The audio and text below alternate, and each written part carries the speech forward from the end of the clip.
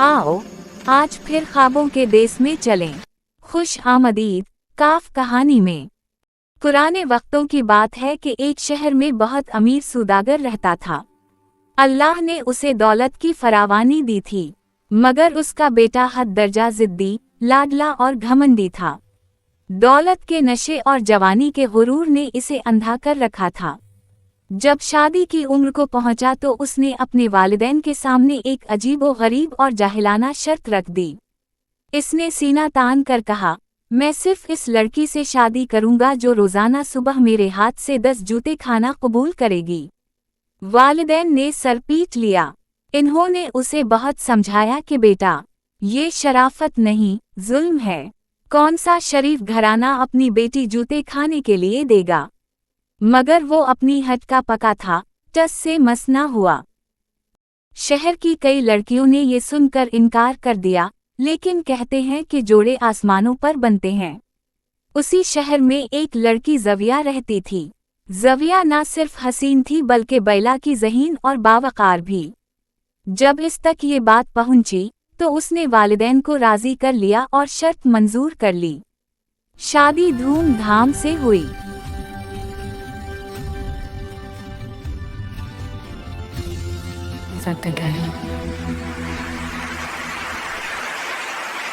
पहली रात जब उजला उरूसी में सौदागर के बेटे आफताब ने जूता उठाया और ज़विया की तरफ बढ़ा, तो ज़विया ने बड़ी तमकनत से हाथ उठाकर उसे रोका। ठहरिए। ज़विया की आवाज़ में एतमाद था। मैंने आपकी शर्त मानी है, लेकिन मेरी एक छोटी सी बात सुन लें। मैं आज तक अपने वालिद के घर रही, उनका दिया खाया और पहना, इन्होंने मुझे कभी फूल की छड़ी भी नहीं मारी। अब मैं आपके घर आई हूँ, जो पहना और जो खाया आपके वालिद की कमाई का था। लेकिन अभी मैंने आपकी कमाई का एक लुक़मा भी नहीं खाया। जिस दिन आप मुझे अपनी कमाई से खिला देंगे, इस दिन जूते मार लीजिएगा, मैं उफ तक ना कहूँगी। आफताब का हाथ हवा में ही रुक गया। बात सच थी और सीधी दिल पर लगी। इसकी मर्दांगी को चैलेंज मिला था।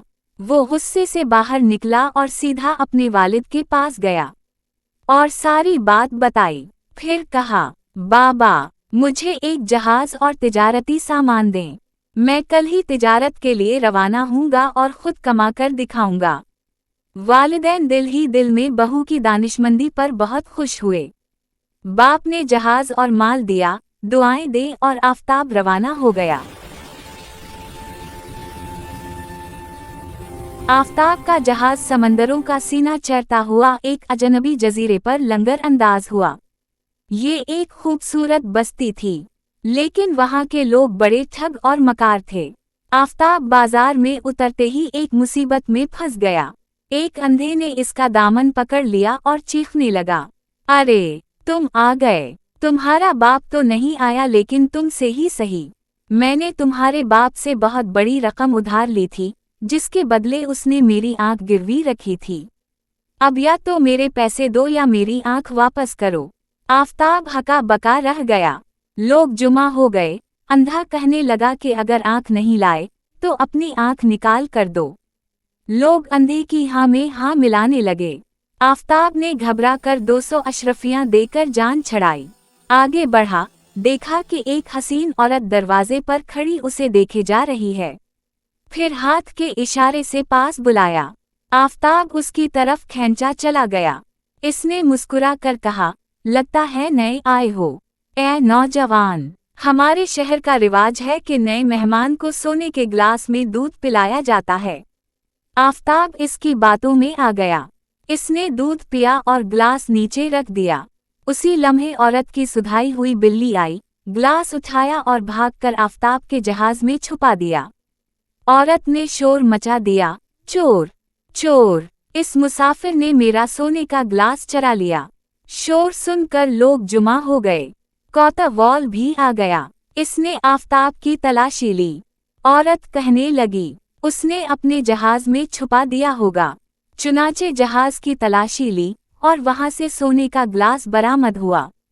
सजा के तौर पर इसका सारा माल, जहाज जब्त कर लिए गए और उसे 6 माह के लिए जेल भेज दिया गया। 6 माह बाद जब वो जेल से निकला तो भूखा प्यासा और खस्ता हाल था। ना जहाज रहा ना सामान, ना जेब में ढीला। एक गली में उसे एक भांड मीरासी मिला। इसने आफताब की हालत देखी तो तरस खाकर बोला, मैं बहुत अच्छा गाता हूँ, मेरे साथ काम कर लो। तुम जनाना लिबास पहन कर नाचना, मैं गाना गाऊंगा, 2 वक्त की रोटी मिल जाएगी। भूख और बेबसी ने आफताब का गुरूर खाक में मिला दिया। वो अब 2 वक्त की रोटी के लिए औरतों का लिबास पहनकर गलियों में नाचने पर मजबूर था।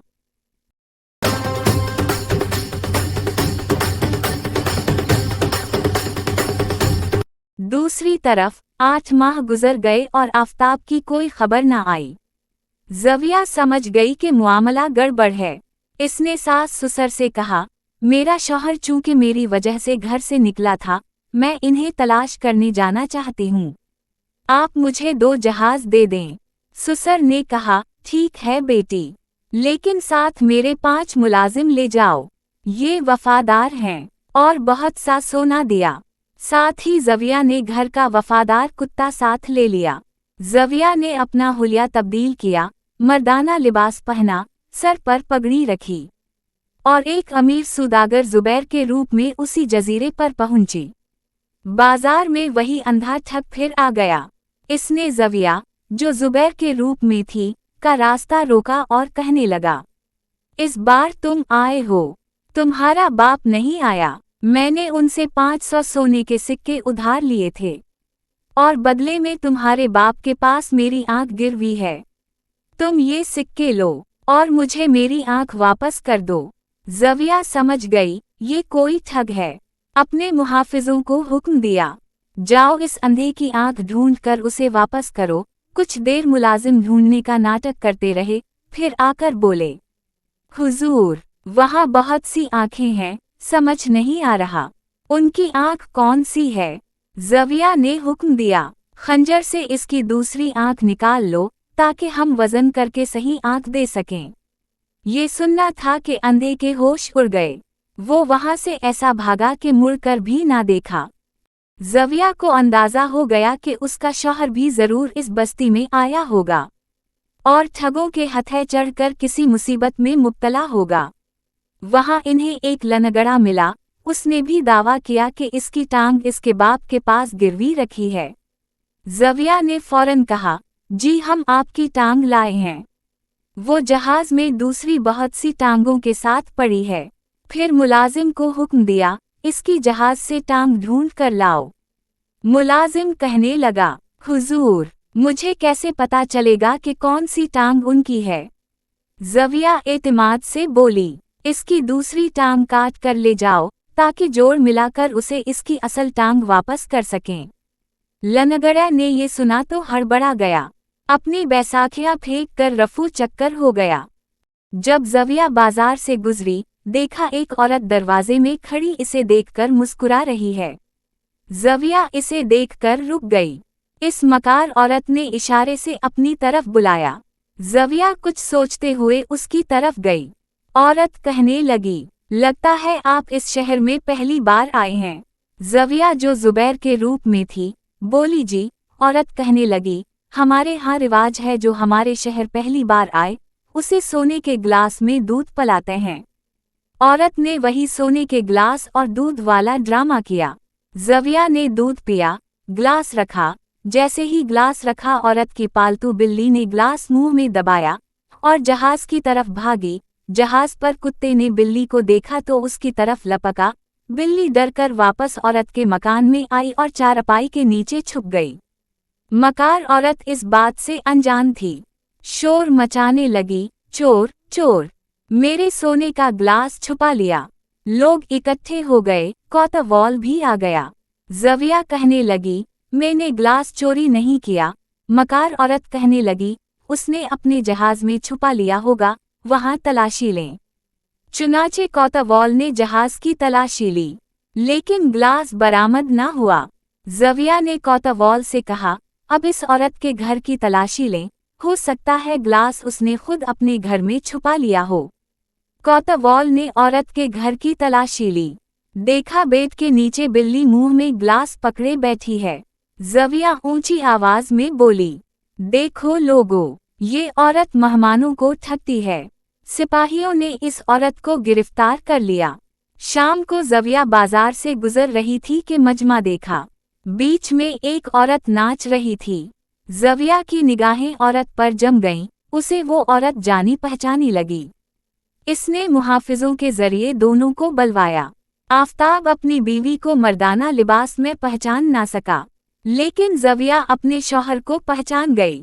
पूछने पर आफताब ने अपने साथ होने वाले तमाम वाक़यात बताए। ज़विया ने रोबदार आवाज़ में कहा, मुझे अपने जहाज़ के लिए एक निगहबान की ज़रूरत है। क्या तुम ये ज़िम्मेदारी पूरी कर सकोगे? अगर मैं 10 दिन में वापस आ गया तो तुम्हें मुंह मांगी उजरत दूंगा, वरना ये सब तुम्हारा। आफताब की खुशी का ठिकाना ना रहा, उसे खोई हुई इज्जत वापस मिल रही थी। इसने खुशी खुशी ये ऑफर कबूल कर ली। ज़विया ने उसे नया लिबास दिया और इसका औरतों वाला लिबास और घुंघरू एक संदूक में रखे और दूसरे जहाज के जरिए अपने वतन पहुंच गई। इसने सास ससुर को खुशखबरी सुनाई कि आपका बेटा 15 दिन बाद आ जाएगा। 15 दिन बाद आफताब शान से वापस लौटा। वालिदैन खुश हुए, आफताब की अकड़ फिर वापस आ चुकी थी। वो सीधा कमरे में गया जहां ज़विया मौजूद थी। कहने लगा, हिसाब का वक्त आ गया है।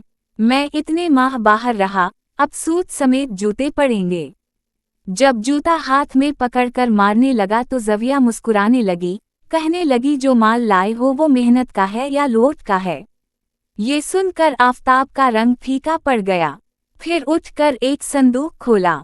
इसमें से वही जनाना लिबास और घंघरू निकालकर आफताब के सामने रख दिए। आफताब के पांव तले से जमीन निकल गई। इसका रंग फिल्क हो गया। ज़विया ने नरमी से कहा, ये दौलत जो आप लाए हैं, ये आपकी कमाई नहीं, ये इस सौदागर ज़ुबैर की भीख है जो दरअसल आपकी बीवी थी। आपने जो कमाया वो मेरी अक्ल का सदका था। आफताब को अपनी कमाईगी और बीवी की अज़मत का एहसास हुआ। इसका सर शर्म से झुक गया। वो घुटनों के बल बैठ गया और हाथ जोड़कर बोला, ज़विया, मुझे मुआफ़ कर दो, मेरा ये राज रहने देना। इस दिन के बाद आफताब ने कभी जूते का नाम ना लिया और बाकी जिंदगी अपनी अक्लमंद बीवी के साथ इज्जत और मोहब्बत से गुजारी। अगर आपको कहानी थोड़ी सी भी पसंद आए तो वीडियो को ज़रूर लाइक करें। शुक्रिया।